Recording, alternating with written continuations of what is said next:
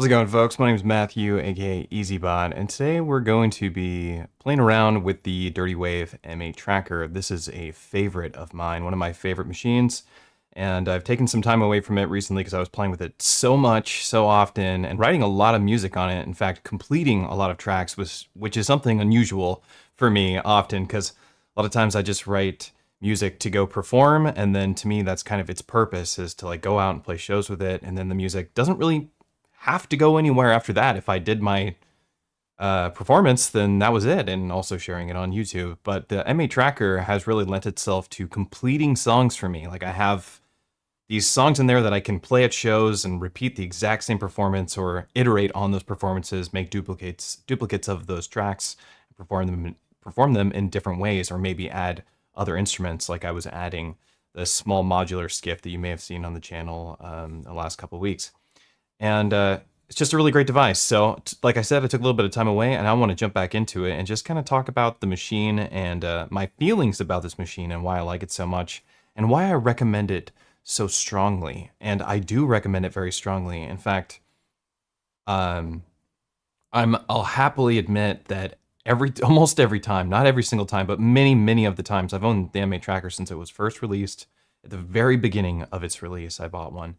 And often when it gets announced that there's going to be another slew of trackers for sale, I will buy another one. I own two of them. I've owned a total of 5 or 6 M8 trackers in total, because I'll snag one and sell them at the price that I got them for, because I'm a homie like that.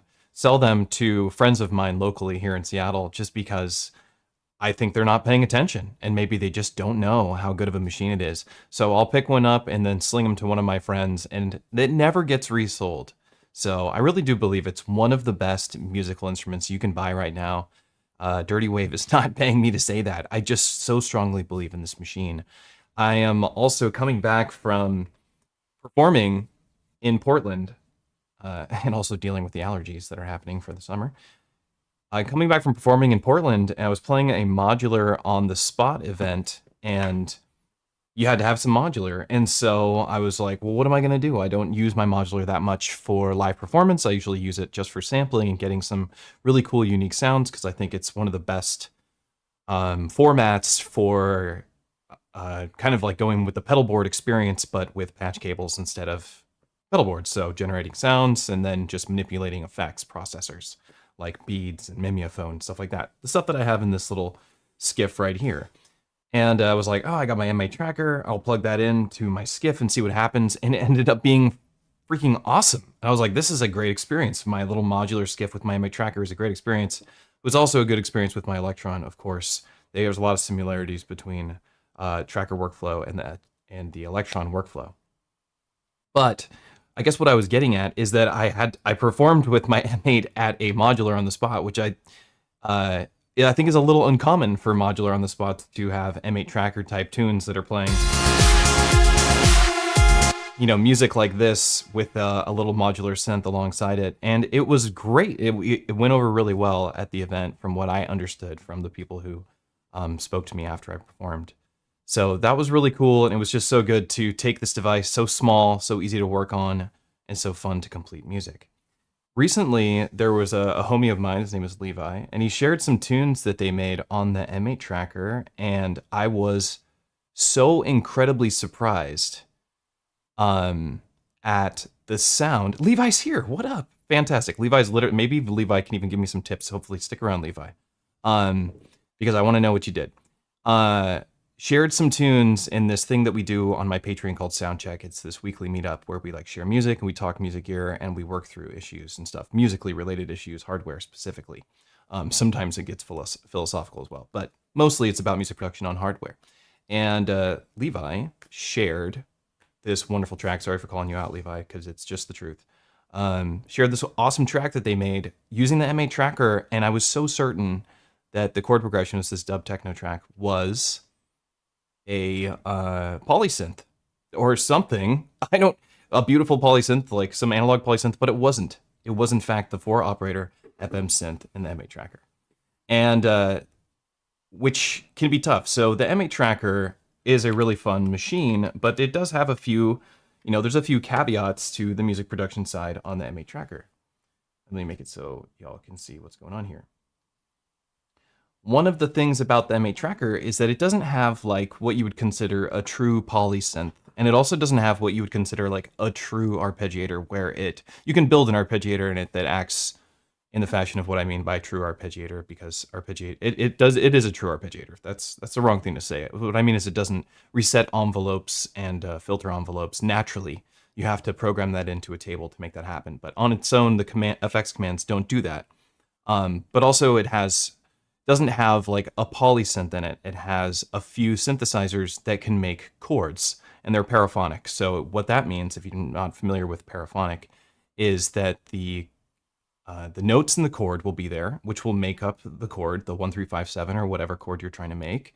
And that chord will run through a filter and then into a VCA, but all those notes will be put right into the filter, into the VCA. That doesn't always matter. Your Microfreak, that's a paraphonic synthesizer. There's a ton of really popular, great sounding synthesizers that fall into the paraphonic category, which are polysynths, but use one filter and one amplifier for their sound source. And it doesn't mean that it's a bad sounding synth at all, because I make awesome stuff on the M8 tracker all the time that I totally love.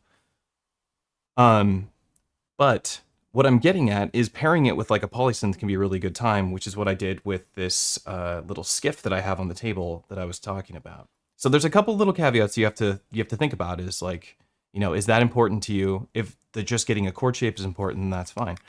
But the sound that Levi, the long way of me talking about this, the sound that Levi got from the FM synth, I'm not sure how to get. And I wanted to explore that today. I'm going to see 9 Inch Nails this afternoon, or this evening, and I still wanted, like, I have all this angst in me because I'm so stoked to go see them perform, but I still wanted to make sure I did a stream this week, and I miss my M8 tracker so much. After I played that show, I was just so excited. But what I know that Levi told me was, there's a certain algorithm in the M8. It's this A++++, A plus B plus C plus T, which means that all these algorithms, or all these operators, they're like parallel to each other as opposed to linear. Like, they're not feeding into each other. So you can build a chord progression here. And I haven't done this in so long, to be honest, that I might even do it a little bit slowly. But you can create chords this way with it. And I'm gonna have to try and remind myself how I even do that. See how it says carrier on top of all these? That means that they are all the carrier. And right now, yeah, this is basically a pipe organ algorithm at the moment. The carrier only algo. So this lets you do, right now we're doing like the pipe organ here. But you can do a pitch mod per carrier, because the carrier what the carrier represents in an FM synthesizer is basically the most prominent series of tones that you're going to hear. The carrier is the fundamental of the sound. And if this is a carrier only algorithm and we have 4 of them, then what we're getting is 4 separate prominent sounds. So like basically we're getting 4 separate little synth voices here. And if I set these all to pitch, number 3 to pitch, then I can get 4 different notes with these modulators. And that's really cool. So we can build a chord progression this way on in the effects lane. But what's even more important than building that chord progression is actually getting this sound that Levi was getting, and I'm curious about it. So there's some of the waveforms that you can use in here are the wavetables now. So like, see, I'm going through all these different, there's wavetable folding, wavetable fuzzy, like these are all different wavetables. And I think you can even copy the wavetables, copied FMOP. I can paste it. Oh, it pasted that over to, we want that still to be on pitch too. But we can like, switch all these wavetables out, and then we can modulate the wavetables. Feedback represents the scan of the wavetable. So let's just like put a note down and listen to it really quick. How cool is that, right? We're still in the...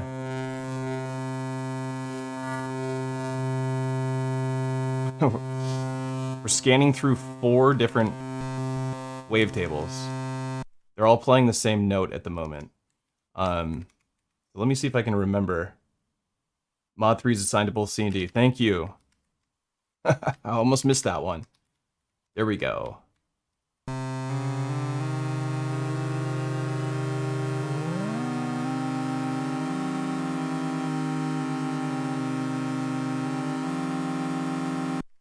All right, we got a little chord, right? But then we got to make them sound a little more unique.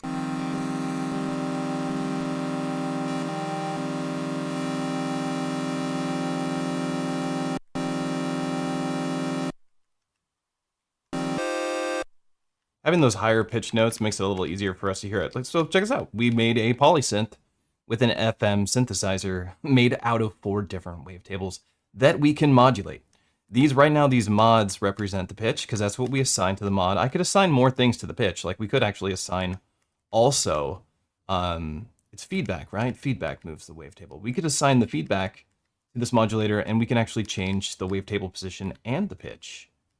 And that seems like an interesting thing to try, I think. This is why I love this machine. So now the pitch has an association with the feedback, which I don't think it's doing very much, to be honest, but it is doing something.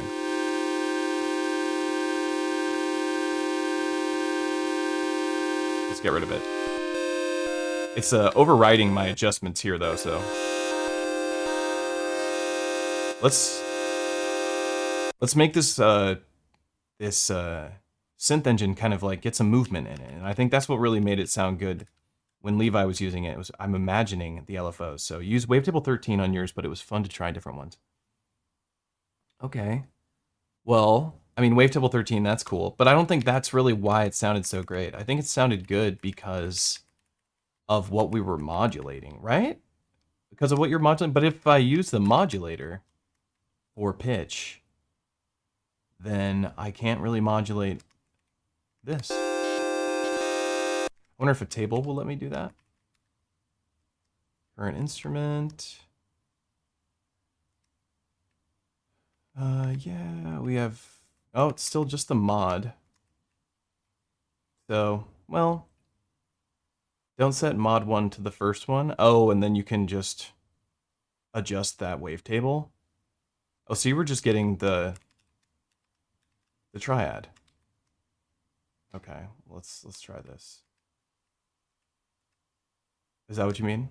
1 through 3 for the pitch on B, C, and D. Oh, okay. Let's try Levi's thing. Like, it doesn't matter where I put that, right? So I have mod 1 through 3 for pitch B, C, and D. Mod 1 for, oh, see, why would you do that? Mod 1 for the pitch of B, C, and D. Let's try Levi's idea here.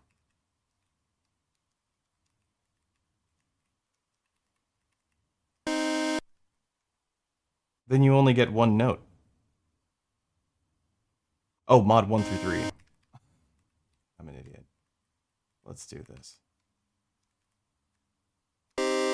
Okay, so then this one becomes the adjustment of the wavetable. That's what you're going for, right? Okay, and then this would be mod 4, I guess.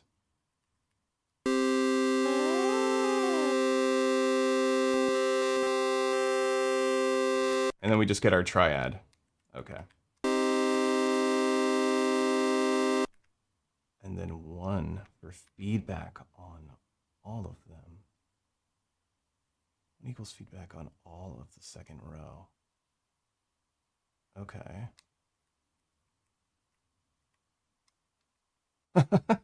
So this is like this idea is Levi's idea, and I'm just trying it out. I think this is a cool idea. 1 equals feedback on all of the second row.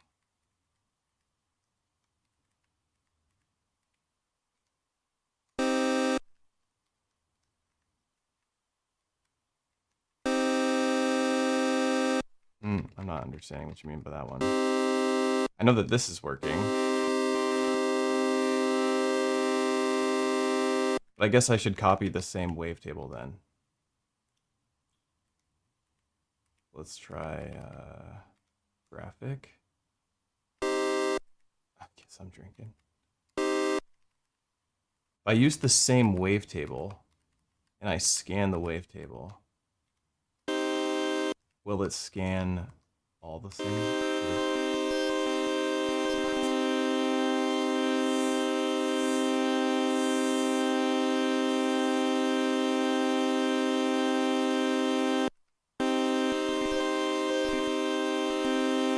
Let's turn the filter on too. We're gonna need that. Maybe even a bandpass.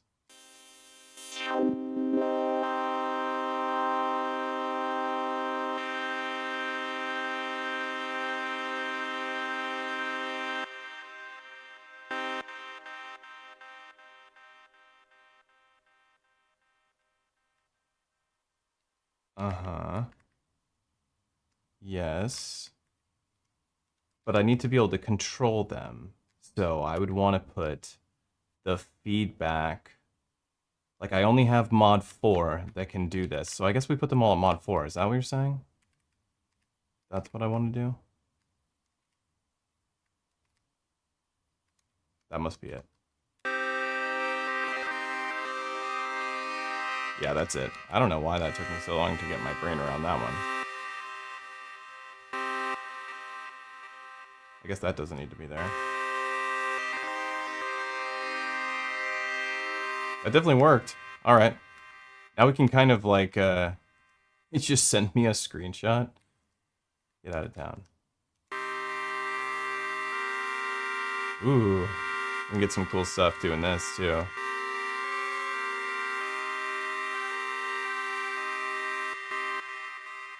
right, let's choose some different wavetables.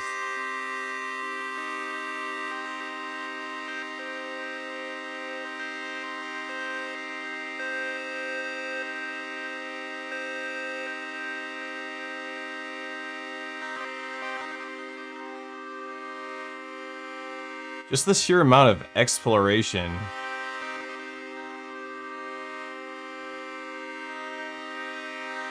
Yes, okay, now we can go into a modulator and target that mod 4 position. There we go. Okay, this is what I was after. That took a while. I'm distracted. Slow it down.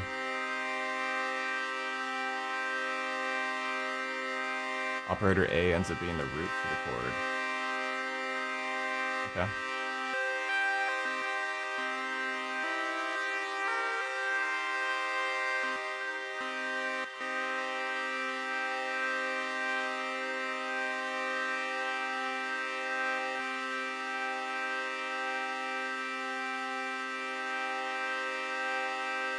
Nice. Okay.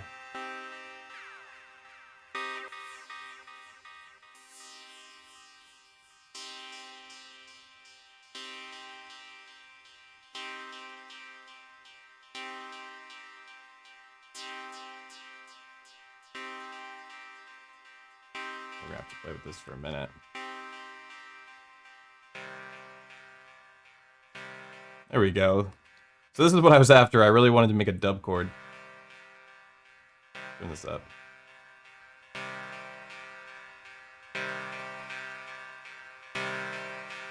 Should we turn it up here? Oh, yeah.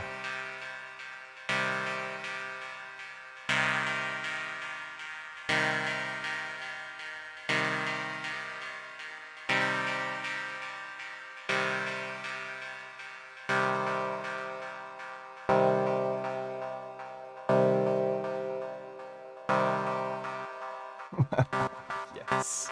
All right, now I see what you did there.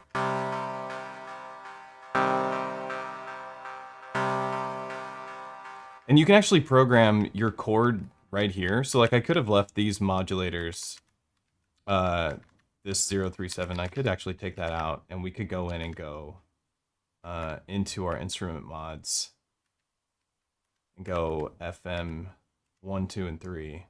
1, 2, whoops, and 3. And you can program a chord this way. Oops, I'm in my table. Sheesh. All over the place, this guy. Okay.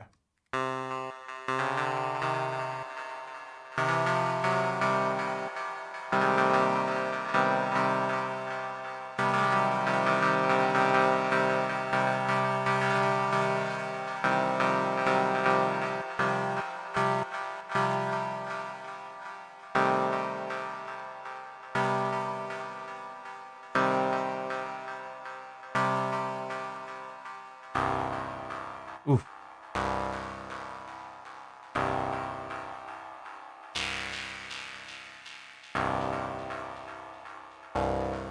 That's crazy.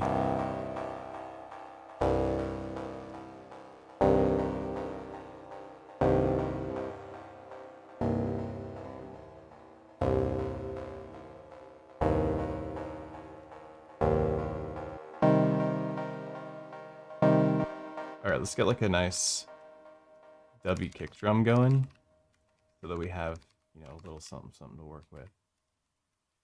Oops.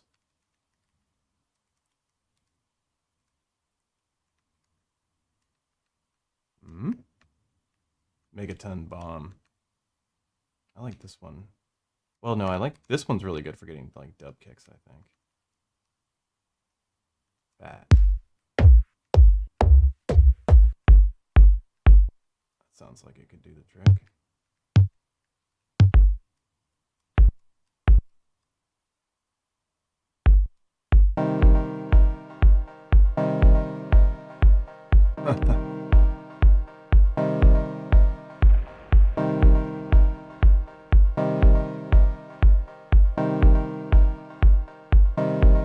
Yes.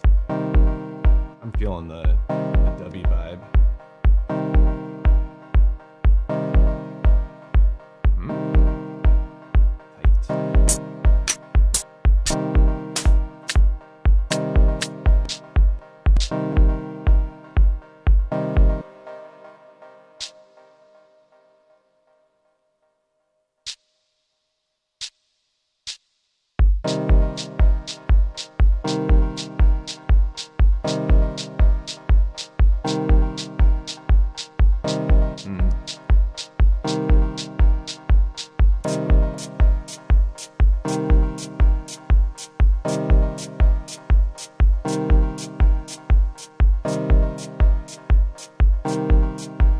Let me try a different thing here.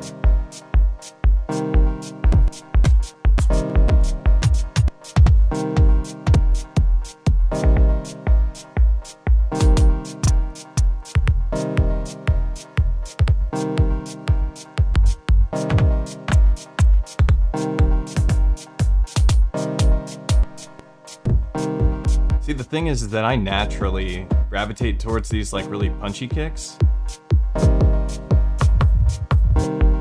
Like, let's see. I'll show you what I mean. Like, the ones I really want to use are these like really tight kicks. Oh, that's a good one.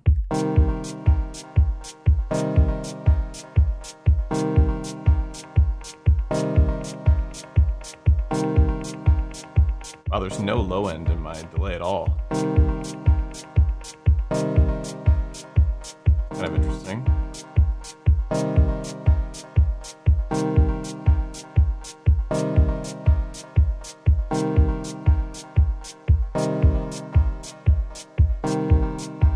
That W tempo. Alright, let's go back to our chord.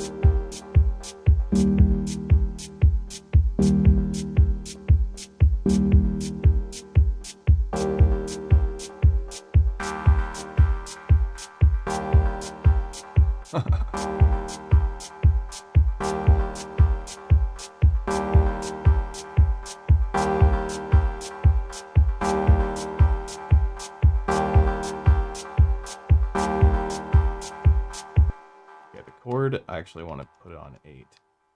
Because this I usually... Well, no, this is going to be open hat. Let's put some sort of bass synth in here. Something that plays with that kick drum. And maybe we'll switch that kick drum pattern around a little bit. 1 o'clock? We're good to go. Wave synth. Actually, let's see if there's a good preset in here. You know, there's lots of good M8 presets to be had. See, I have quite a few of them.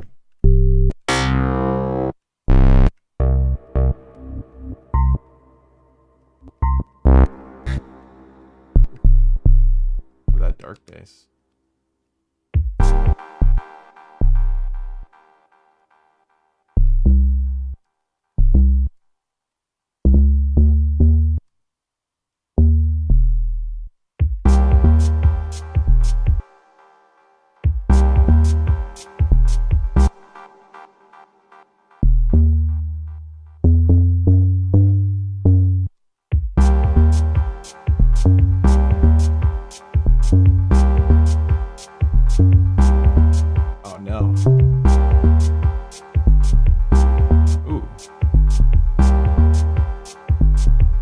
Wow, I can't believe that. Actually sounds really good.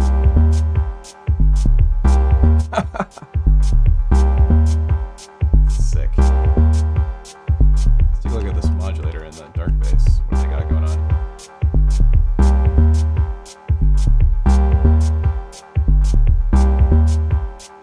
Whew.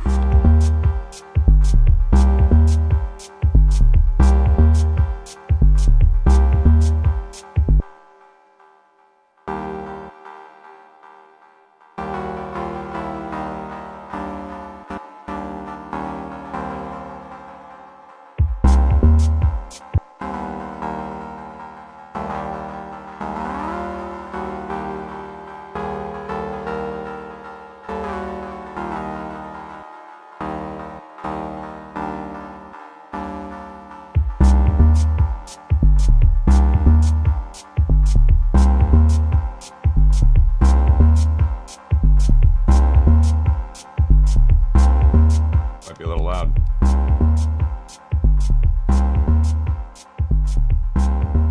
Yeah, that seems better. And then you can play with like we can like parameter lock. The last thing you use the edit button on, like say you do this mod 4, hit edit on it and go here, and now these are all gonna be FM mod 4s. And they're relative values, so like we could put a bunch of like random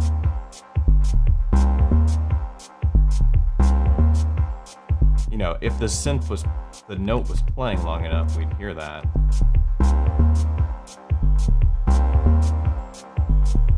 You can kind of hear it now.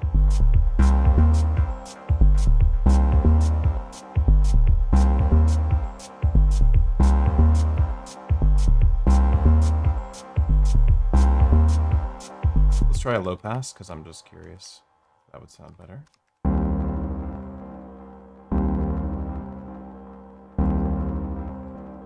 I'm also going to get rid of these weird mods I was messing with.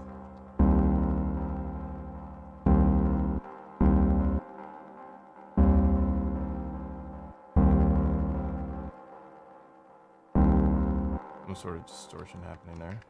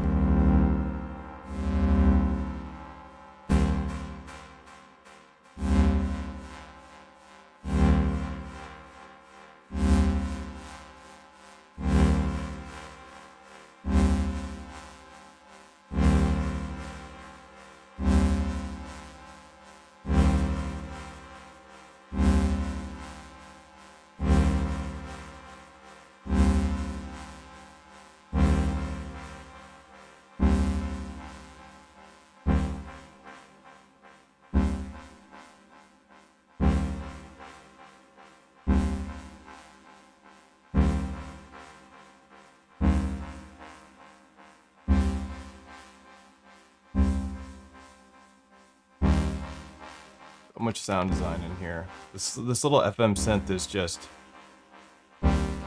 incredibly productive.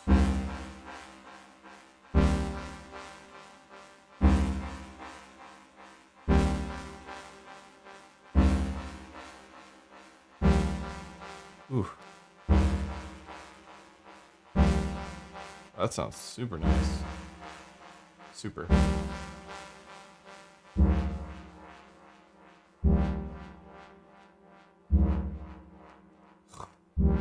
Listen how good that sounds. Didn't take me that long to get here. That sounds ridiculous.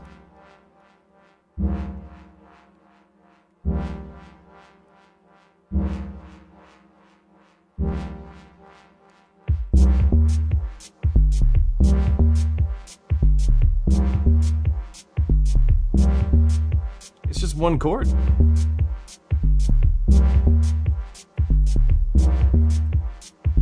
I was working 8 bars. Play with that later. Okay.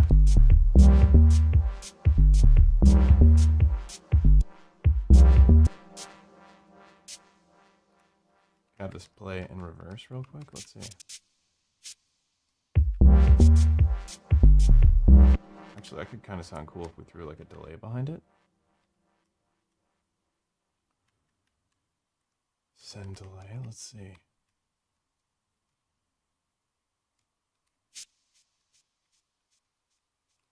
Maybe need some reverb. That's not a hard ask.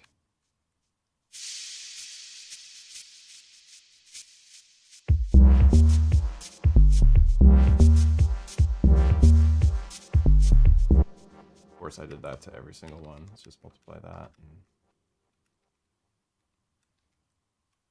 go back to what we had.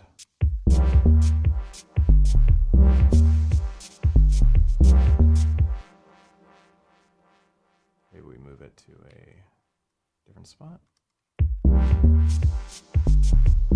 That's kind of actually adds like an anticipation.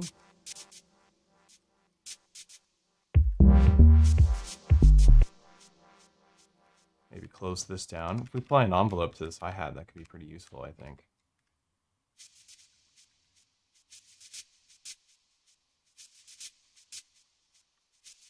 Okay, now I can close this hat with a decay envelope, which is pretty useful, I think, as well. So I want my envelope decay for 1. We go.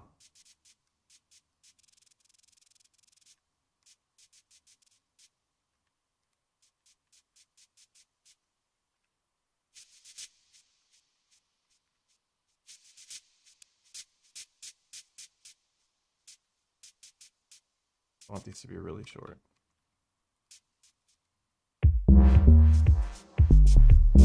There we go. A little quieter than I wanted.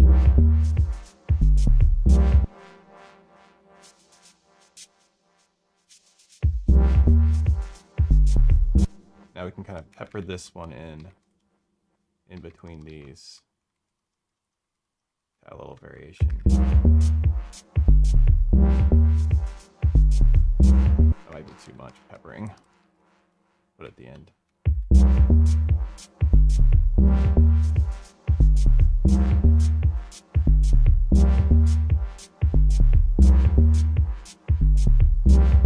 I'm surprised how good this bass sounds.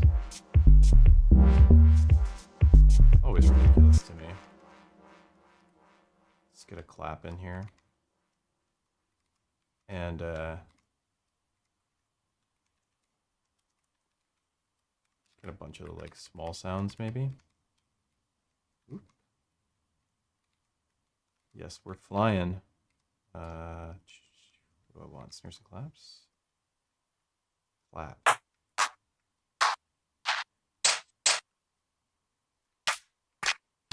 I like to like run to the end of a sample pack. See the back end. It's always like the sounds that were like the last thing the sample curator was making, sample pack maker. And so they're usually the weirder ones.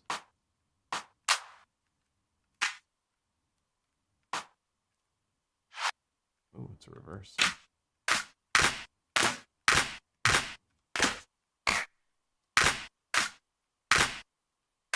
This is like a layer. It's so strong. Ooh, there we go.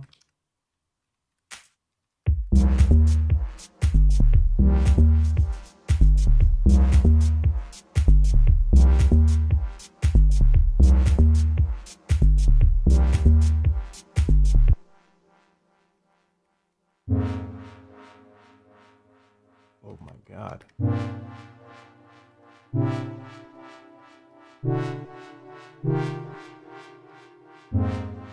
Oh. What do we want to do? Let's try that here.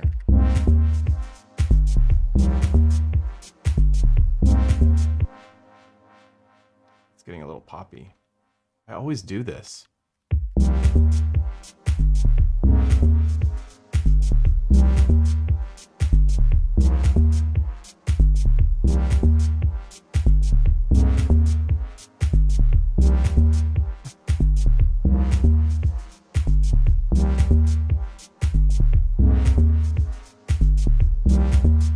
Maybe there's just too much bass.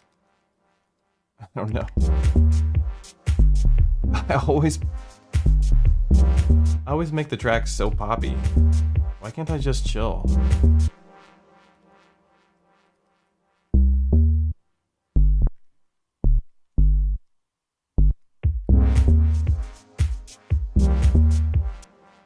Yeah, let's do that. Throw the 7 in there.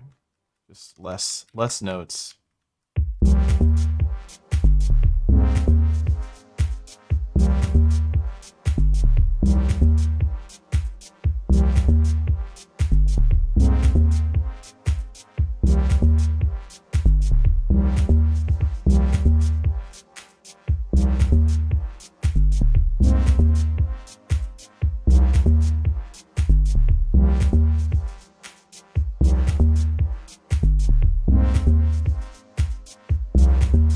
I don't even know what genre I fell into, but it's a really like just pretty chill groove.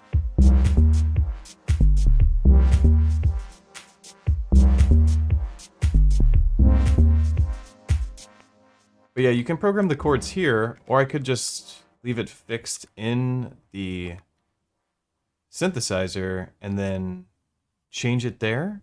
That's always an idea.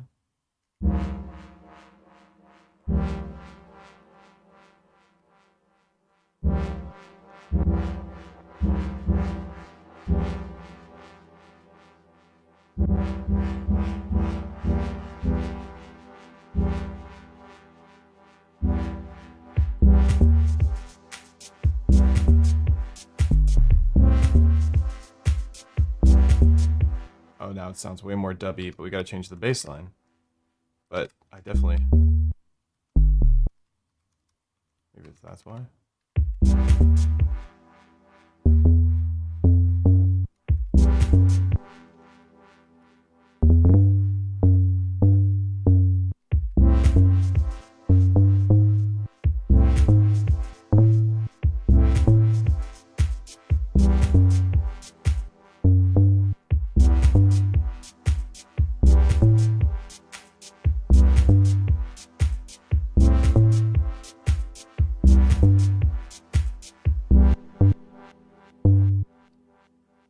That on the down or the offbeat.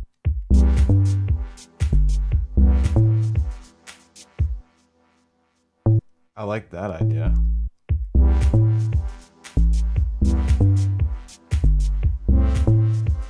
We got the A in the bass. Oh, that's literally what I was in the middle of doing. That was good timing, Harry.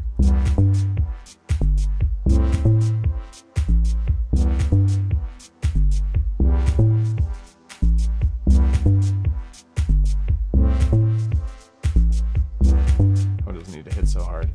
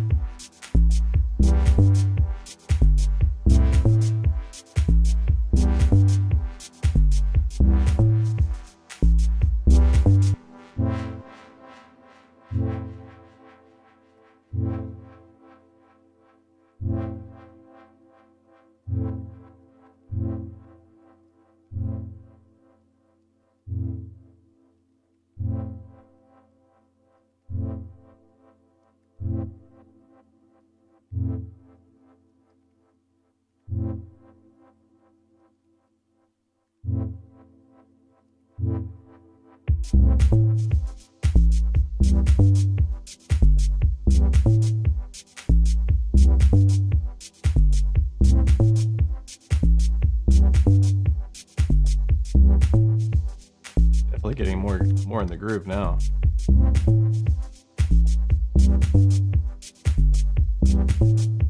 The bass still feels real strong. Maybe we just mix it down a little bit.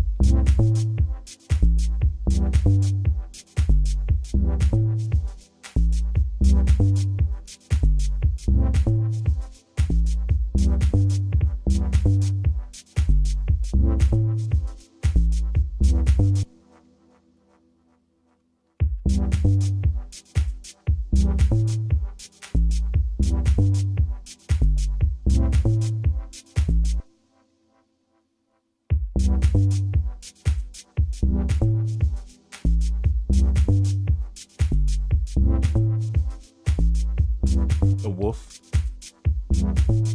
Oops.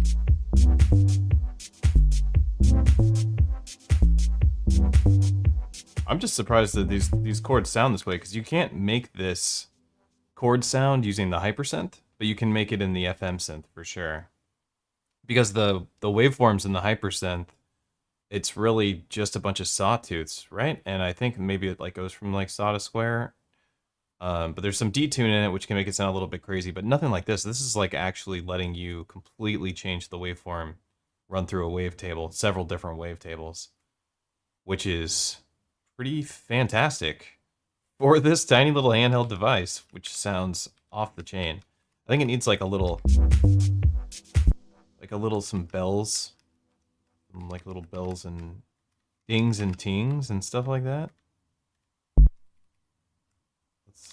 Oh, I don't need to clone the instrument. I just need a new instrument. Could even use the macro synth. This has some cool little sounds in it. What's a...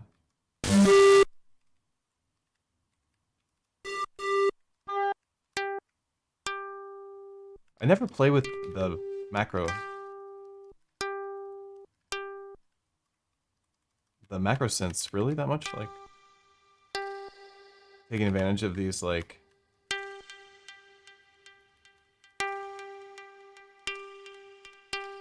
all these Platts models or braids models.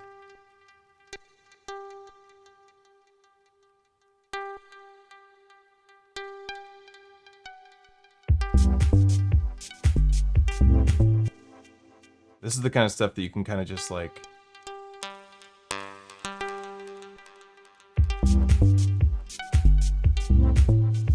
you don't want to have it repeat over and over again, of course.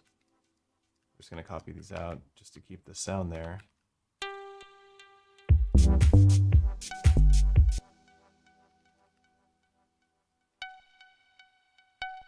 Kind of find these like random positions.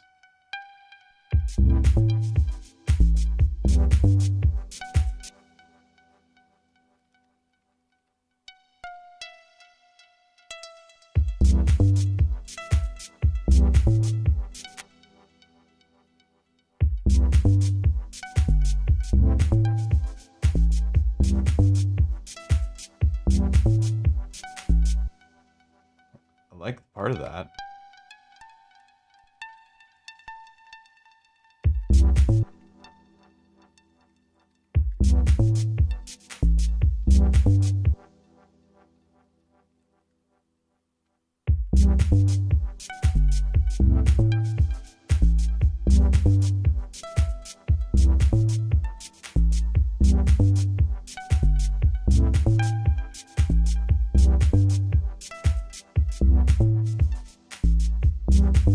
I like these little sounds. I think maybe we just like make this a bunch of tracks of probability. That's something that would be really useful for this. Get this like ambient dub experience.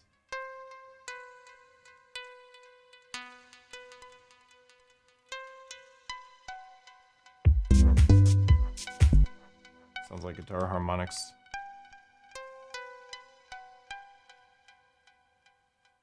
What up, Circuit Bloom? All right, for probability, we want to use NTH. Or do we? No, we don't want to use NTH. We want to use, what is my probability command? Forgetting.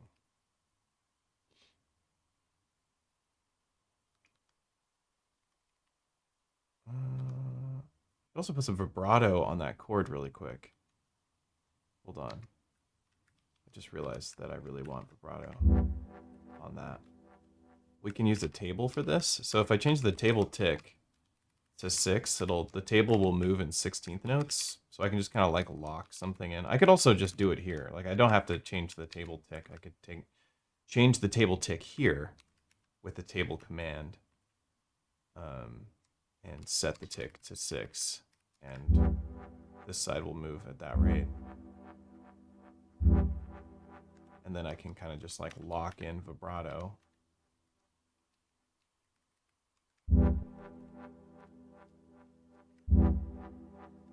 And then put a hop command. And that means that it will just, and hop it back to 0, and it will just, or hop it back to 1.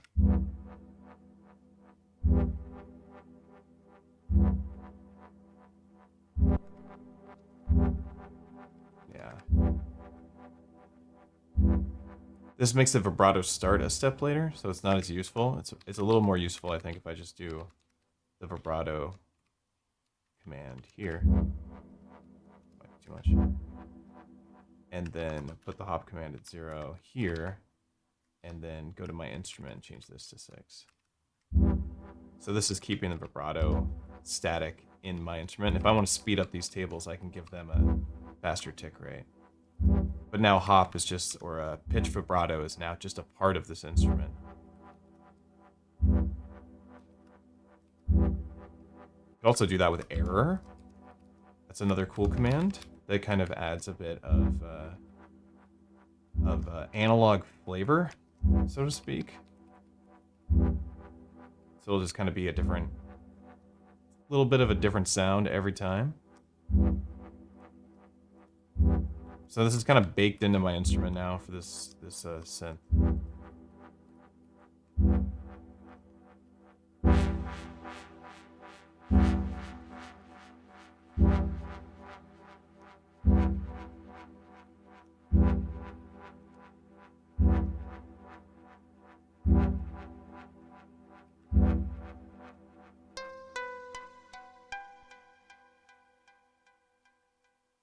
That does sound really nice. Let's take a look at some of these commands here. Do I want to use this?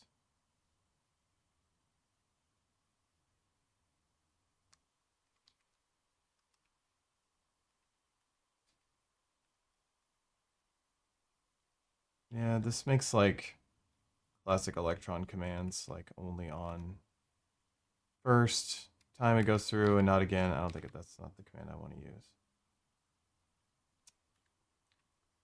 Which one do I want to play with?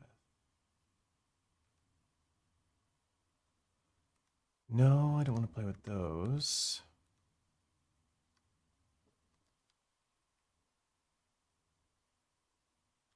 Look at all these cool commands that you have on the M8. It's crazy. Random seed. So sick. The rep2 and RTO commands, they are really fantastic. This is a crazy combo using those together, and also using ARP and ARC together gives you some like really, really cool results.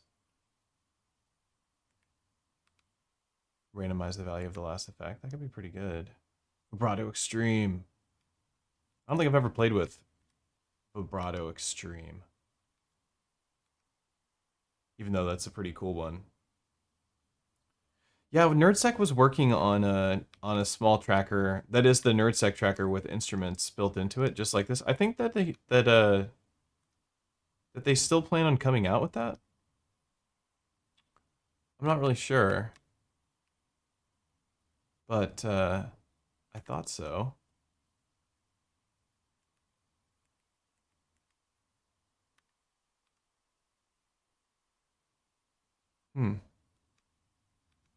What do I want to use here? I feel like I wanted to add some sort of spicy command into this.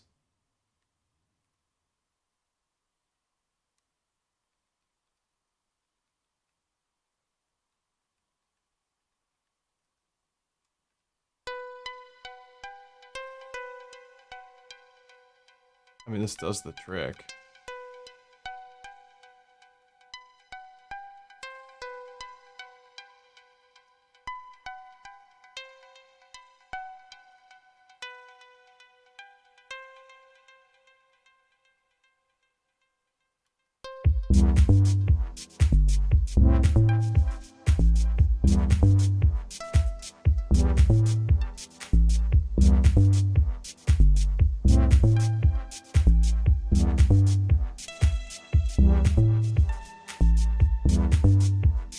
There should be a DMT command.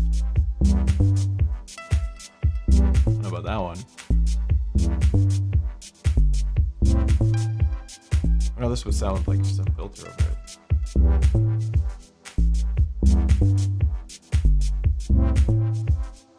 Ooh.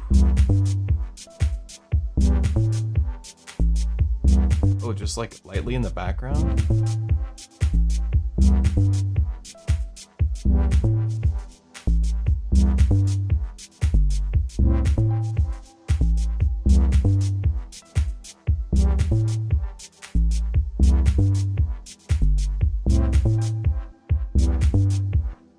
Duplicated this yet.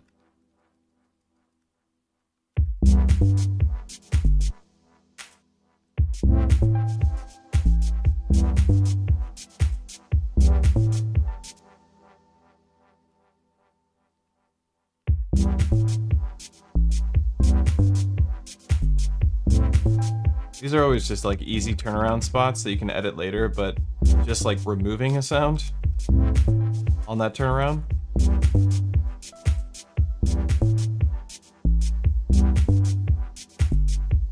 Can you LFO probability? No, you cannot.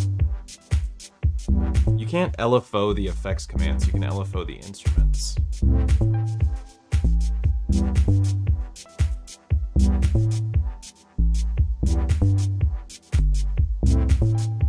wonder if I have any like vocal stuff that would be nice here. What is this one?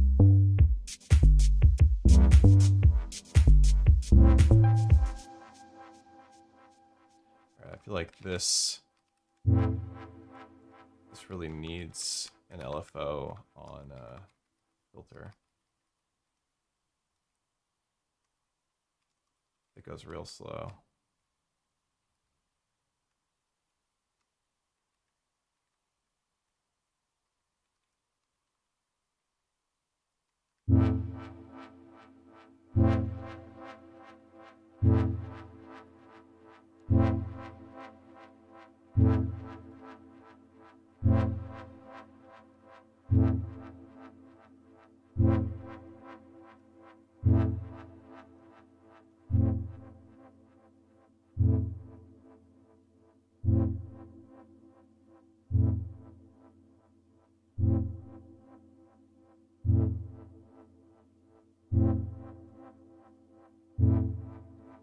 Let's see if we make this really extreme.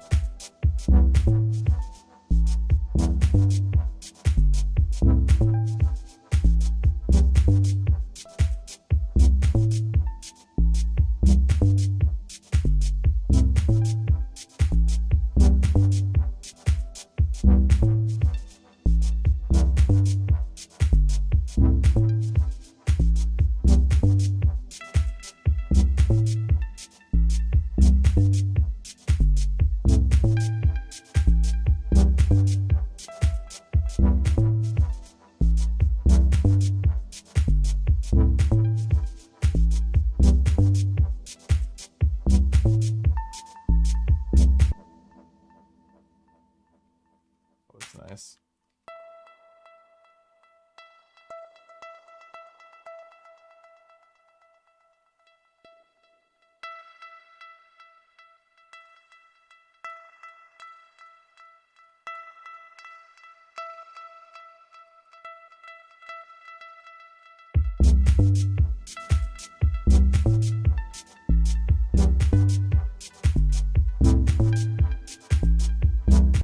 I actually think that I'm going to remove these for now. Those phrases are still there, but I just want to hear it without it.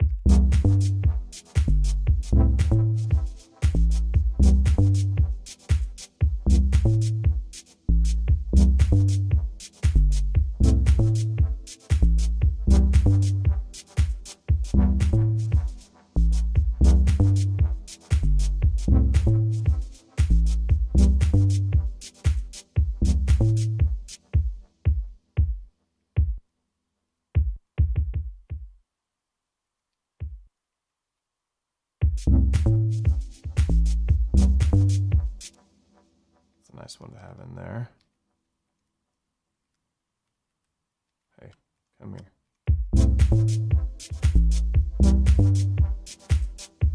Add a little spice.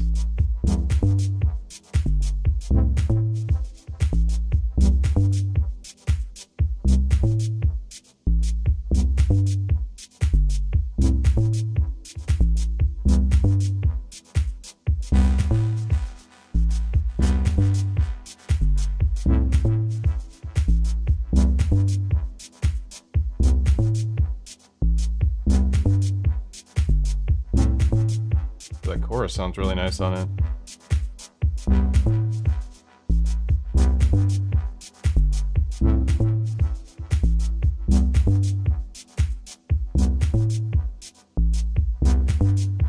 James be making that lemonade, yo.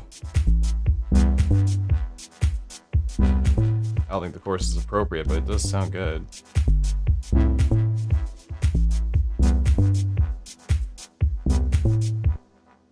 Let me see something here.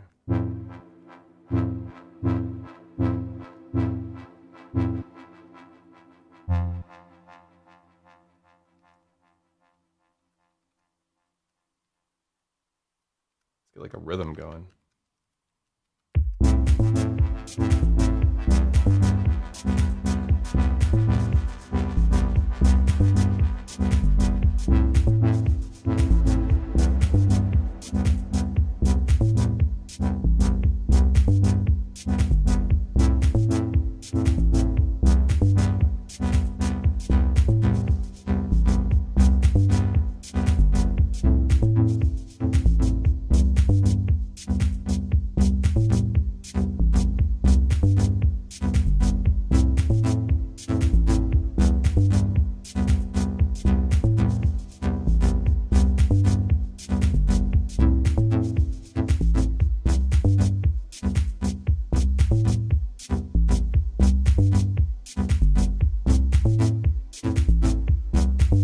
Like that too.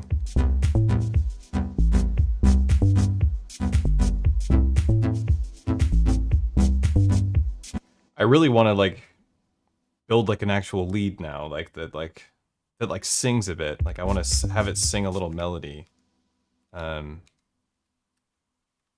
that's what I really like doing on the mate, is like having it sing for me. And that's how I like it to sing. Size all the way up makes it have the highest resolution. So you can see, like, what's the resolution of the waveform at the low size. See those lines up there? Lots of squaring. Higher up. Way more zoomed out. Higher resolution. Sounds better. Sounds more, like, more modern.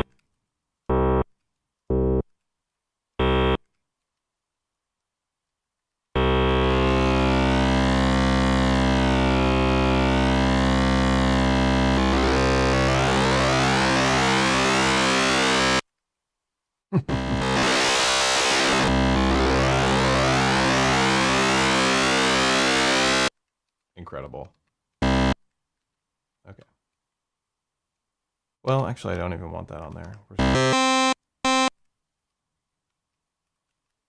going to do like...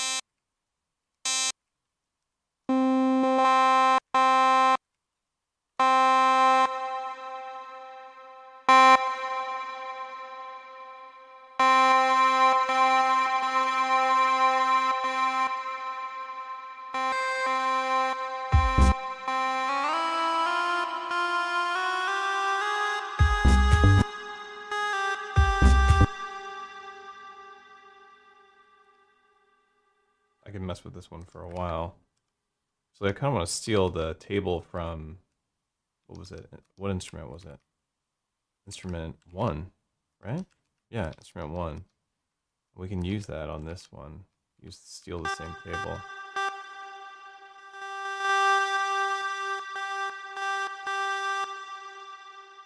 Not that I need to soak this in reverb. Maybe I do.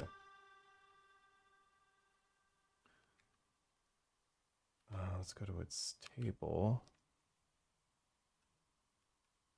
And we have it use another table, right?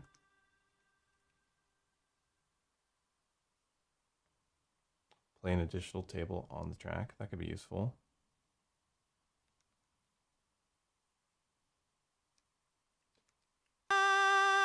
There we go. Added the vibrato to it. You can really hear how much vibrato is in that table now.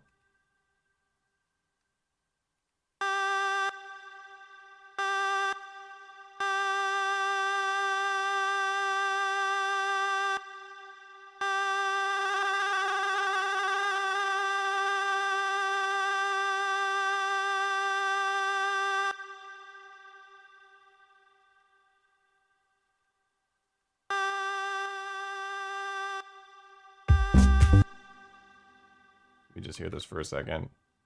I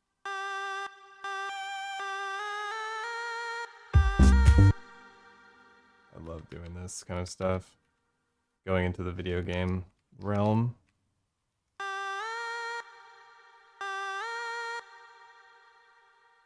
Put one there too for when it turns around. Actually, no, we want to go back up here.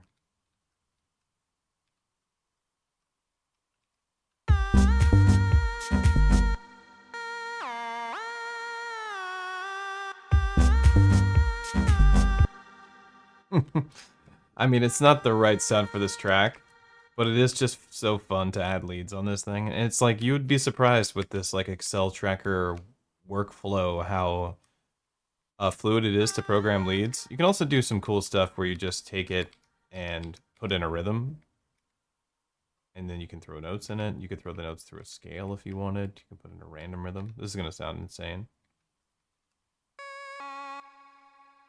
Or I won't, because it's only playing one note.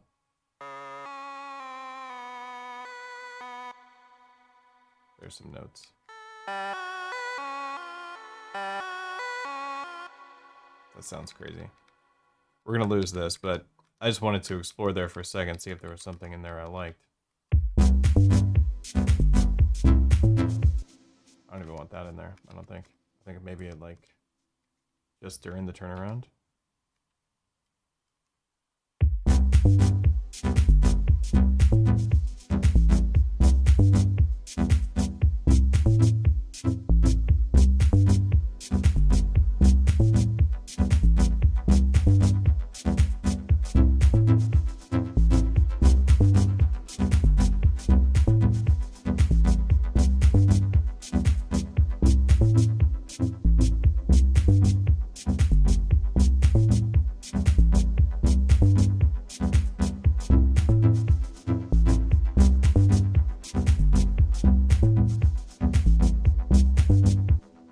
Oh, well, considering that unless you load a preset into the M8, it starts you off with absolutely nothing, I would say it takes a little bit longer to get started writing music on the M8, and then, but it's, in my opinion, a lot easier to finish a song on the main.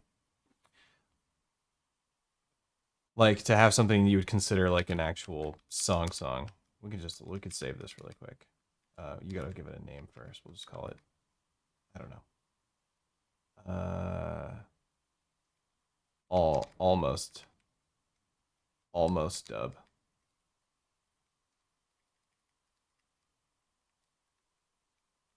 I'll show you something more dubby that I've done on here that's I really wanted to just explore that that FM idea that Levi had showed me in that meeting and then share it with everybody here.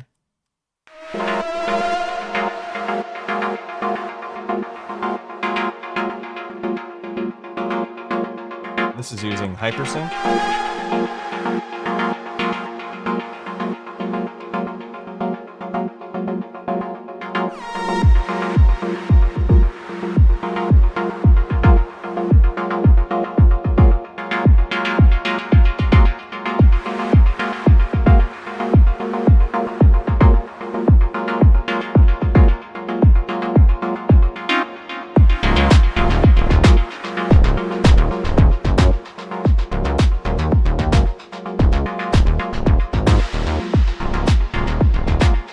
So I think this thing sounds so good.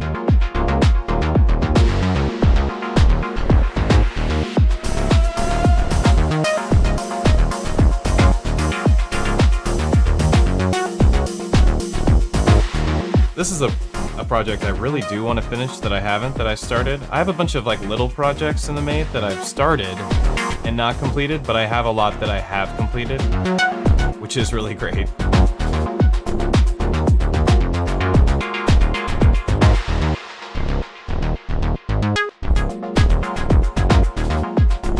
Also hypersynth.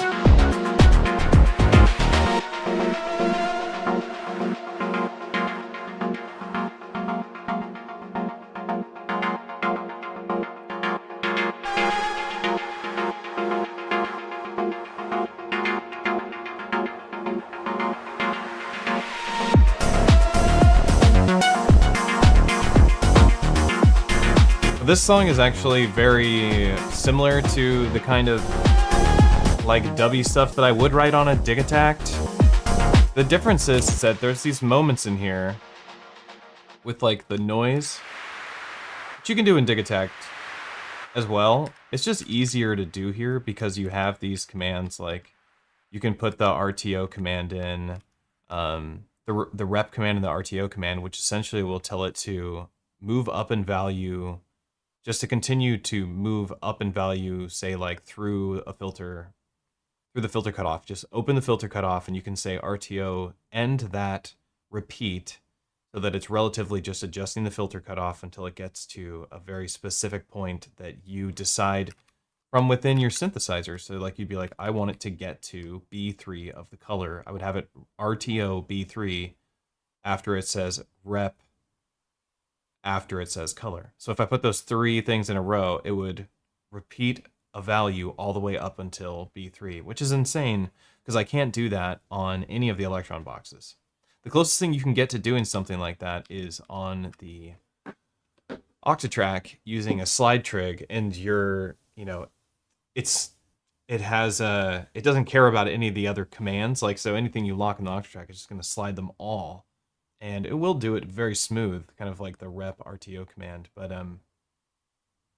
it's a little finicky because it's going to do it to all the different things that you've parameter locked. So the M8's really got it in spades when it comes to stuff like that. It's really dope. What I wanted to show off today, I did, which was Levi's idea for making dub chords. And I don't know if I did it justice compared to what I heard Levi do. Levi did a really great job with his. It sounded just absolutely banging. And this is kind of just doing this rhythm here, but even before we did the rhythm, if you were listening, we had some nice dubby kind of chord sounds too.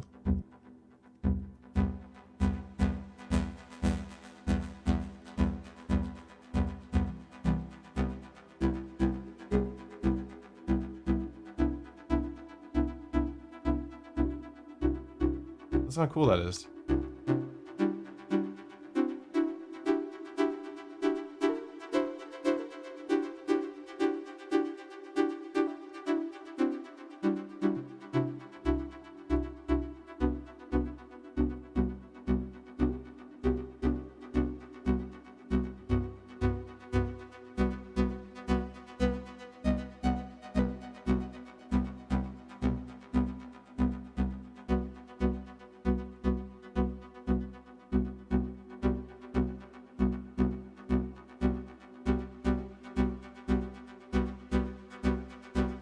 Sounds awesome.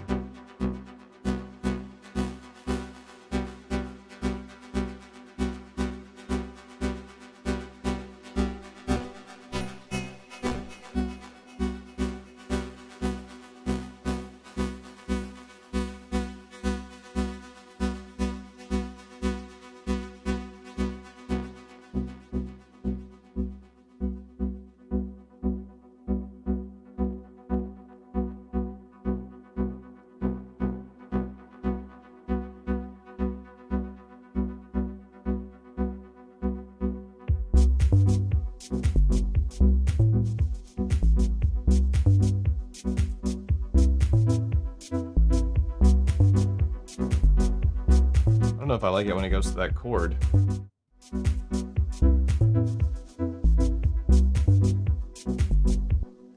I once again did that thing where I left the camera on my face for way too long.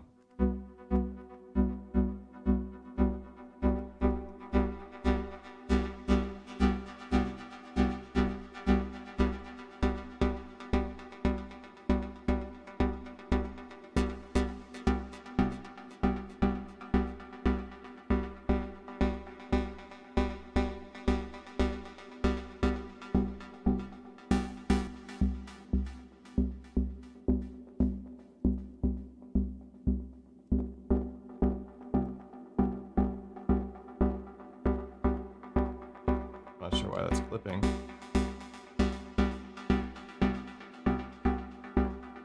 Maybe it's this?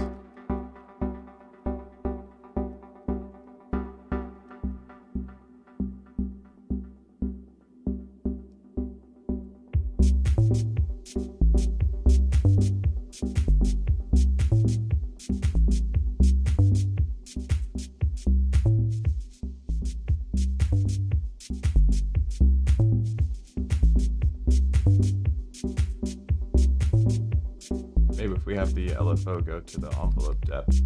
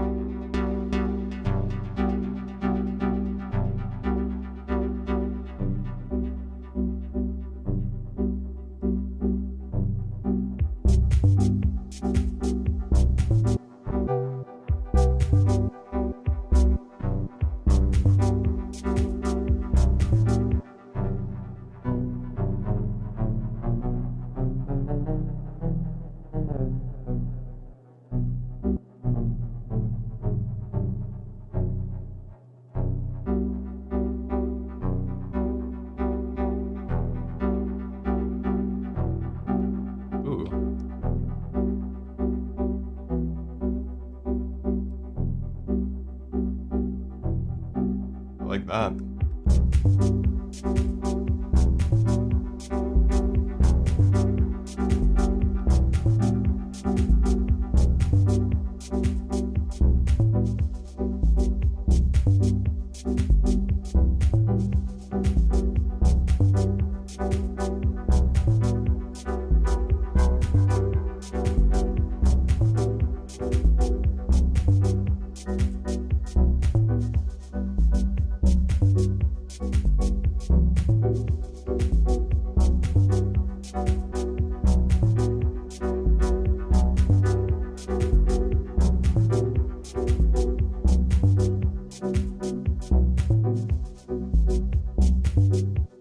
Could literally sit here and just tweak this FM synth on this chord progression forever. We just got these two little lines going. But that's kind of the fun of this whole thing, is that you really can just jam on these tiny little segments. If this was on a Dig Attack, like a Dig Attack 1, that would use up almost the entire, all the tracks on Dig Attack 1. A Dig Attack 2, it doesn't do that at all, but yeah, good times. Good times on the Mate. I only have a short time to stream today, so we have to keep it really, really quick, sadly. And we've only gotten to tinker just a little bit, but because I have to get ready to go into Seattle. I live about an hour out of the city, so I gotta get my life together and go out and do stuff. Takes hours. It's more techie than a DAW. Well, I don't know if, I mean, every one of the machines takes hours.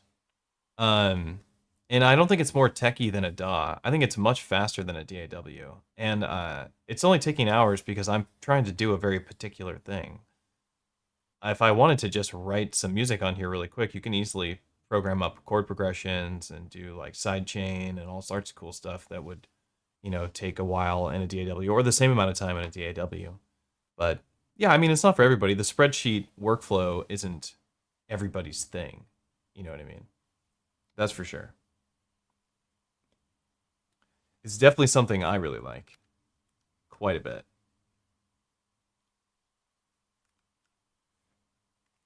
All right, let's save it where we're at.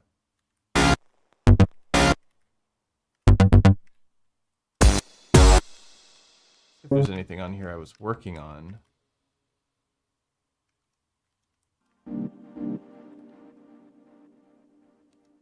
Wait, was that it? Was that something?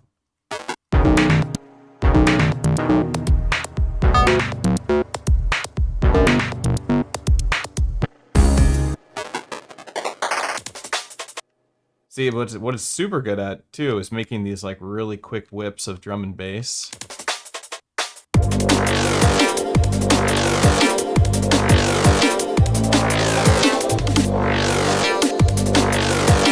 Programming drums like this on here, way easier on the M8 than I think it is on a Dig Attack or even your DAW.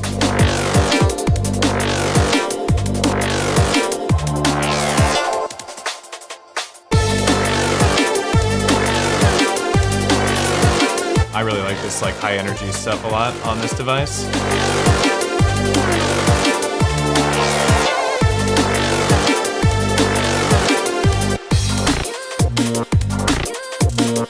This is where I'm at currently in this song. It's not done. I was getting this place where I started just adding this girl's vocals in. It was like a huge change.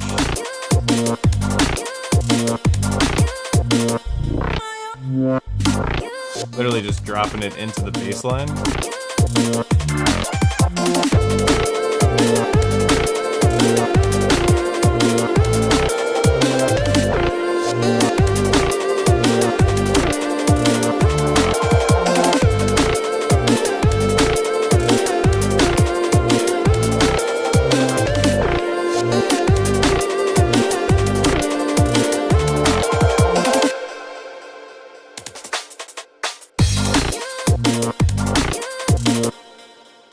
Incredibly fun. Incredibly cool to play with. And really easy to chop up breaks. There's a couple different methods you can use for break chopping. I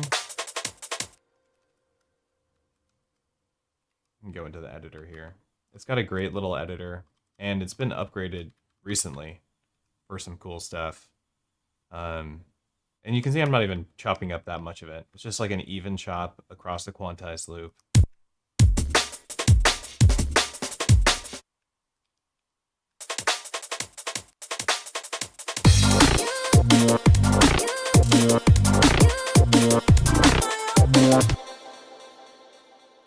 Really fun. But I've been playing that song, running it into the HyperFX template on the Octatrack, and along with a bunch of these bigger, really like heavy synthy tracks. And yeah, they're really fun paired with the Octatrack.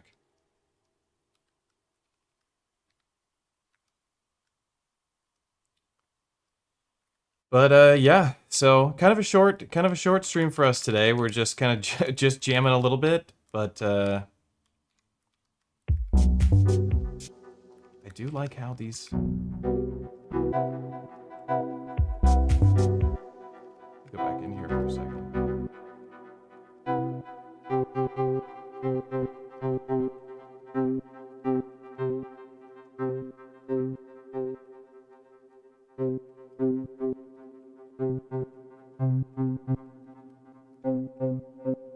Should be an octave. And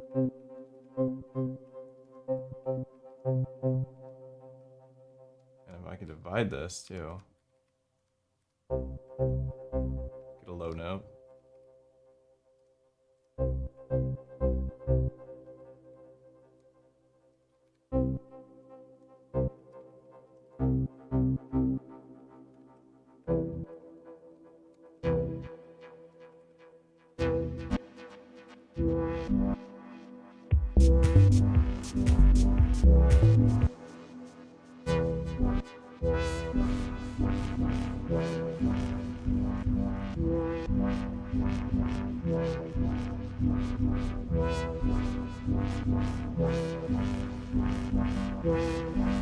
That sounds crazy.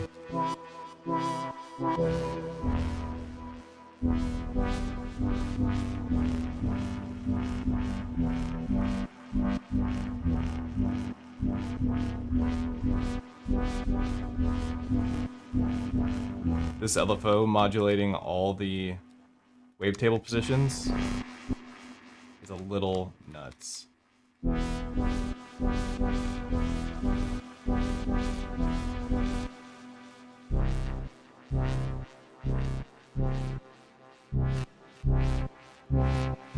This is the volume of each note in the wavetable position. Oh, what? Oh, cool.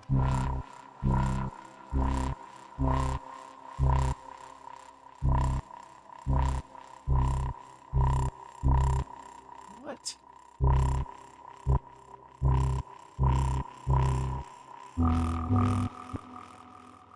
Whoa. Kill these.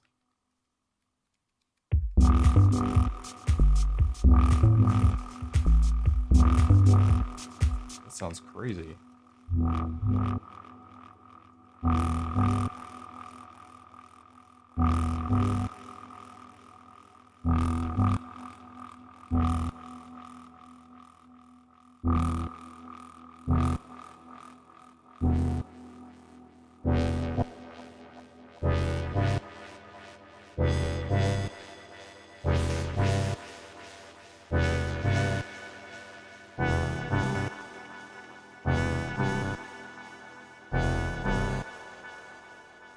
Wow. You could really sit there and just tweak that synth forever. I dig it. Cool. All right. I have to run, but happy to hang out for an hour or so and just chill with the M8 with people and show off this FM synthesizer and how you can create chords on it and use each note to have its own individual wavetable, and then how easily you can get lost in the sauce just coming up with a patch there. I feel like I could probably sit there for a couple hours just tweaking that single chord over and over again until I found like the very perfect sound, because that's what I like to do. I like to just go in and find a good synth engine and just tweak it forever because it's just a good time. But for those of you who are in Seattle and are going to the Boys Noise / 9 Inch Nails show tonight, maybe I'll see you there. My name's Matthew, aka EZBOT, and we do a live stream like this every Tuesday. If you want to get your hands on any of the cool stuff that I got on this table, like these glow-in-the-dark, or not glow-in-the-dark, but these LED MIDI cables, that's modbang.com, as well as the stands and these patch cables and these TRS cables. All that stuff is stuff that I designed and sell on my website, modbang.com. If you want to support this channel, you can visit patreon.com/EZBOT. Otherwise, I'll